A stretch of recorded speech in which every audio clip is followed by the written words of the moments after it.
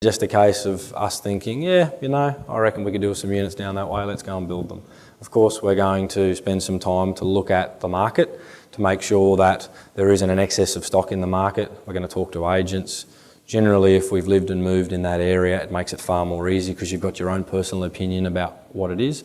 But especially if it's an area that you don't have much to do with or don't know anything about, then you need to do your investigations.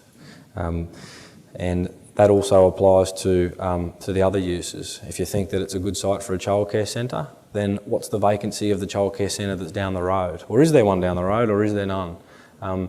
Childcare centres, for example, you can get the stats out of the state government department in Brisbane, and they'll tell you how many approved childcare places are in each area in Queensland. You can then analyse that area to work out how many children compared to the ABS data, and you can identify a shortage.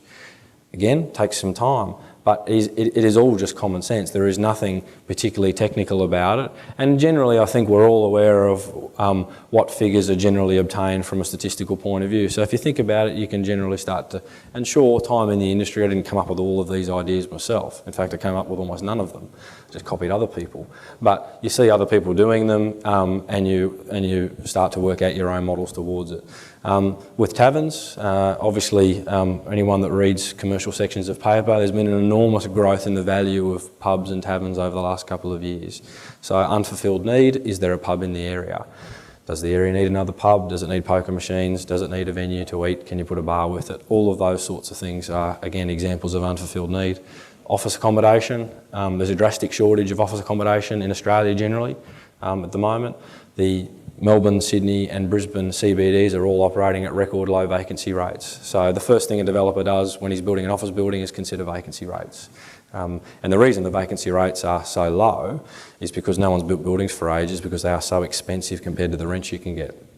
So what will happen is the vacancy rate will get lower and lower and lower. In Brisbane, this is the example now, it's got low. Now everybody is going to build an office building.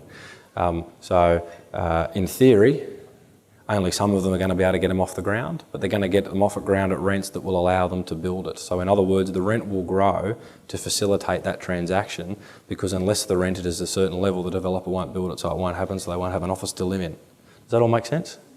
Good. And the same for industrial retirement villages.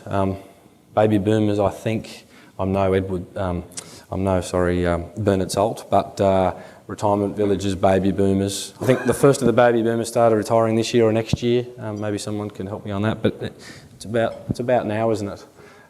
Sorry, they started? Well, even us 33-year-olds have started, but seriously, there's going to be an enormous need for retirement villages. Now, again, there's enormous focus on retirement villages as well, but it is certainly the one area where